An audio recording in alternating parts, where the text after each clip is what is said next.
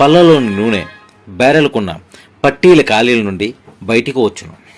Barrel పట్టీల ఖాళీల గుండా నూనెతో పాటు పళ్ళలోని నీరు నూనెతో కలిసి ద్రవ రూపంలో బయటికి వచ్చును. ఈ స్క్రూ ప్రెస్కు ఒకవైపు నుండి రిజిస్టర్ చేసిన పామాయిల్ ఫ్రూట్స్ను ఫీడింగ్ ఇవ్వగా రెండో వైపు చివరి నుండి నూనె తీసిన ఫ్రూట్ ఫల్స్, ఫైబర్, కర్నల్ నట్స్ కేకుగా బయటకు వచ్చును. ఈ స్క్రూ ప్రెస్ల ఉత్పత్తి సామర్థ్యం 1 నుంచి 18 గంటలు ఉండును. స్క్రూ ప్రెస్ నుండి బయటకు వచ్చు ఫైబర్లో 5% వరకు నూనె మిగిలి ఉండును. ఈ స్క్రూ ప్రెస్లో పిక్కలు ఎక్కువగా నలిగి పగిలి పోచుండును. నట్స్ ఎక్కువగా శాతంలో పగిలి నట్స్లోని కర్నల్ ఆయిల్ పామాయిల్తో కలిసిపోయే అవకాశం ఉంది. ఎక్కువగా ఉత్పత్తి సామర్థ్యానికి 2 వర్మ్ షాఫ్ట్లు స్క్రూ ప్రెస్లు ఉపయోగిస్తారు. స్క్రూ ప్రెస్ నుండి 2 రకాల ఉత్పత్తులు